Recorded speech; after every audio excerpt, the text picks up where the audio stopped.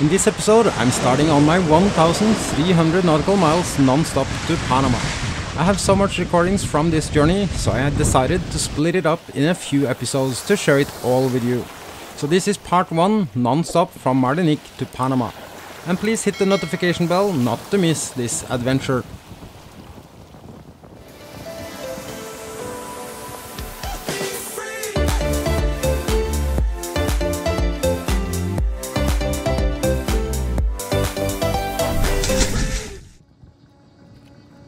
It's always a tons of things to do in a hurry when getting ready to set sail.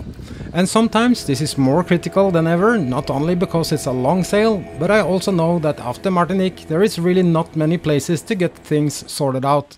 And to put things into another perspective, the jump I'm now doing equals the distance from Oslo to the Russian border up north.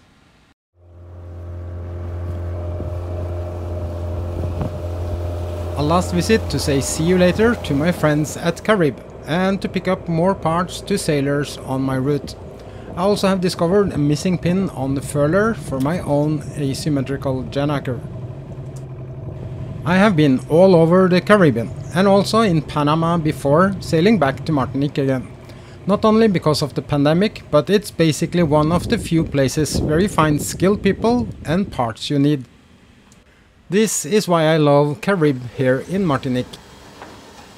It's founded by a real sailor and he's still in charge after ending his sailing adventure broke here several decades ago. His amazing team is also lots of former and still active sailors, meaning they understand and know what we need. Even the smallest thing they do understand is important enough, like my last minute screw that cost nothing but means the world to me. I'm almost done here, but my 1 year stock on propane bottles is starting to run low, so this was one of my last bullets on my shopping list. Having this stored in a safe ventilated space gives me plenty of time to enjoy new places, without running around like crazy trying to find basic needs like propane. I'm also done with my last minute service on the furler that had created so much problems in the past. I'm seriously considering to replace it with a more conventional furler and build a system more suitable for single handling and stronger for my kind of sailing. So now I'm done with my sails. I have obviously my mainsail and my Genoa, they are all good, ready to fly. But I also have prepared extra set of sails here. Because it's a long journey and I know I'm gonna need to maybe fly 2 Genoas wing on wing, but also when I get closer to Panama I would need to fly my cold one. I have also walked through my safety gear and last check on my navigation equipment and configurations as well. Even though everything worked well and even sorted out a few small things on my last sail, living on a boat means things always fails anyway. So it's a nice rule to check everything before such a long sail. And the background noise is my generator and water maker. I'm running it to top up my water as well. Normally it's not as noisy as you hear now, but the hatches and doors into the engine room is open to keep an eye on everything. But now it's time to sleep and get some rest before the last rounds of farewells and see you later, before setting sail later tomorrow.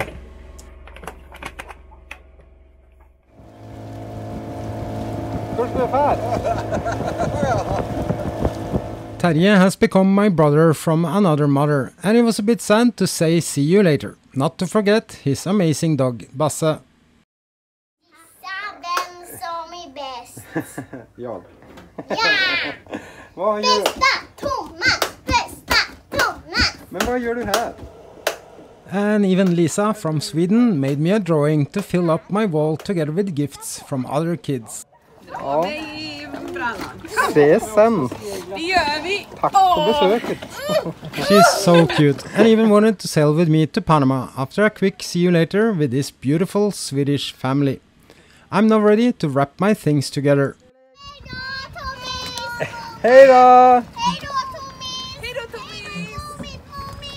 Hej då Tommy Storspis!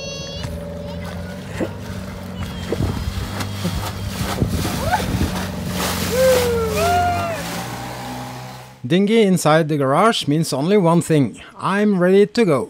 The new dinghies are slightly wider, so I have to deflate it just a little bit to make it fit. I can't believe I'm after such a long time waiting for parts and also the Pacific to fully reopen again. Now are setting sails towards the Pacific. It's almost an emotional moment, and I'm pretty sure it's gonna be extra emotional for me the moment the last lock in the Panama Canal opens in front of me. The gate into my biggest dream, the biggest ocean, the Pacific. So, leaving Martinique behind now with almost 1,300 nautical miles ahead of me is quite a big thing. I feel better prepared than ever, and this distance does not scare me. Not even the challenge I know we're waiting further out on this route. As some of you know, I have done this route a few times already. In good and bad, I therefore know what's waiting. This might sound a bit cocky to some, but wind and waves does not scare me, as it's so much you can do. What's on my mind as the scary part of this sail is the fact I'm delayed.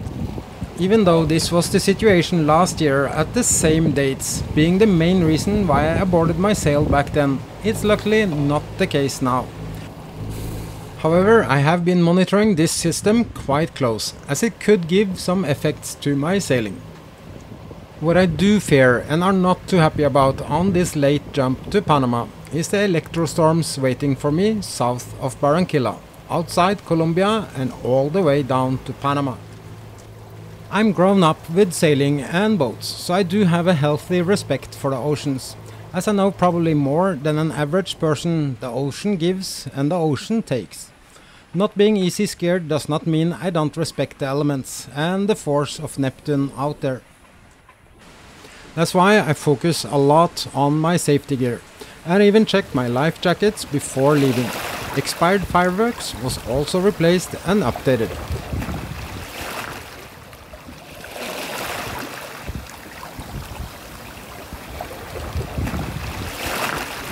With the updated weather reports, I have changed my route a bit, as it's going to be a challenge with very light winds. So I'm first pointing a bit north before driving and point a bit south on my way westward. I also decided to do something I normally would not recommend, and that's sailing closer to Aruba and the coast of Colombia, to have some fun with big waves and lots of wind. But with this slow sailing, it's gonna take several days before I reach the fun part for me. I call it the Cape Horn of the Caribbean. It's famous for extreme waves and pretty strong winds. Something I can only dream about with the light winds I'm now experiencing. And it's gonna be like this all the way until I'm north of Aruba. So I just have to enjoy this, and it will take the time it takes.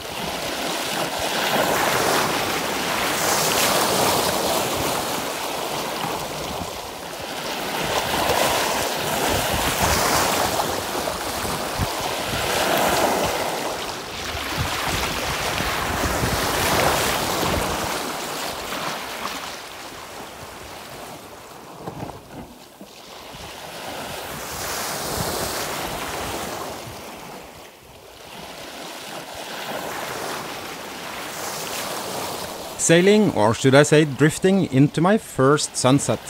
Typical Caribbean wave pattern, at least two different dominant directions. And mixed with currents and sometimes with strong winds, it can be pretty interesting. But this is to be considered as dead flat.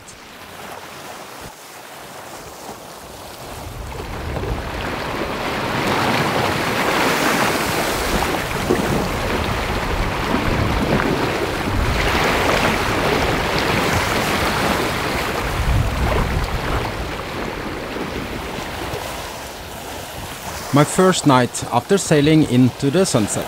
Such a good feeling and also totally offline with the work. Social media and online activity is nothing I miss when I'm out here. It's more about eat, sleep, sail, repeat. A bit cliché, but to me it's all about getting as much rest as I can all the time. Because I know being rested is key not to do mistakes. And also fatigue is a scary monster being alone.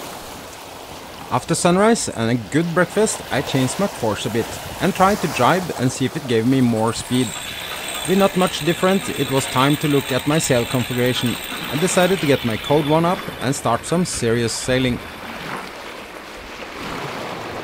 Still a bit rolly and also way too slow, so I wanted to try out something different. My GPS says 11 days to Panama in these conditions, so I have to start being a bit more serious sailor here.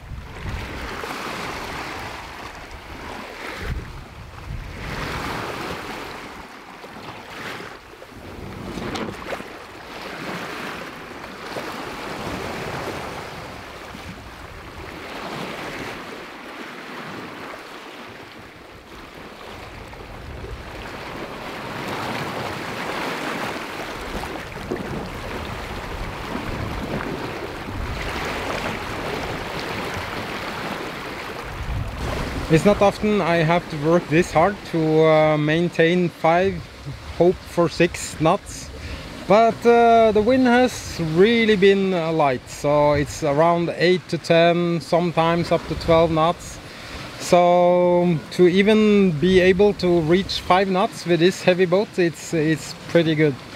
So I have been experimenting a lot today. I started with my mainsail and my Genoa because I was pointing a little bit north. Then I changed to 2 Genoas and that did not work. So I changed to my code 1 and my mainsail. The mainsail was making shadow for the wind, so I took the mainsail down, tried that for a while. Then I found out I wanted to try something else. That's the configuration I'm still flying, even though I recently jibed to change the course a little bit, but still able to maintain around 5 knots. So I'm pretty happy with that. It's just basically no waves. It's crazy. But it's hurricane season, and that means light winds, and light winds means small waves. So it's pretty obvious. But yeah, it's so nice to be out here.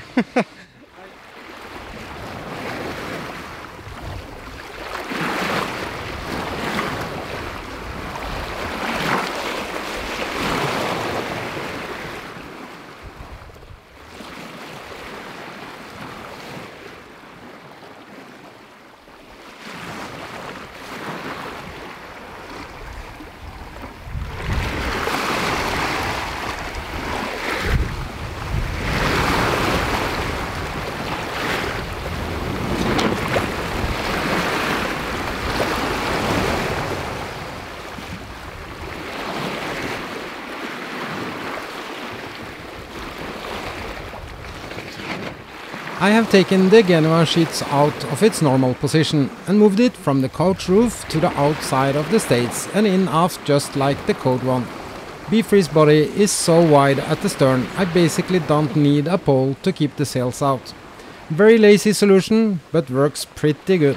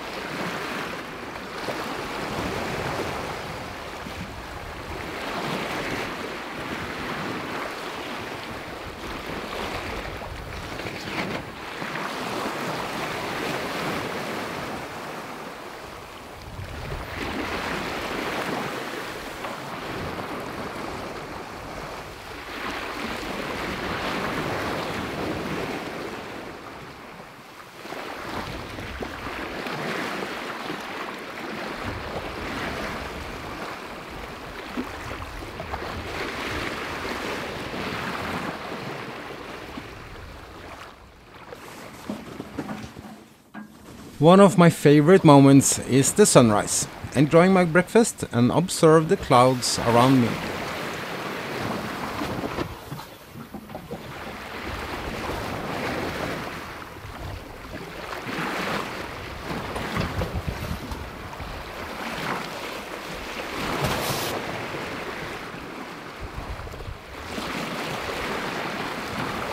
So the boat speed is not so fast. I don't think I can remember being sailing this slow. But I'm still above 5 knots, which was my goal. I've been fighting hard to reach 5 knots. So the weather prognosis says one thing, but what I can see in the clouds around me, it's another thing. So it's like weather predictions and all these apps is nice tools, but what you see in the clouds, yeah, just look around you, it's actually the blueprint. And to me it tells me that I will have more wind. So I'm curious if I will be able to continue with this configuration, because the code 1 is a light wind sail. Normally you should not fly it if it's too much wind.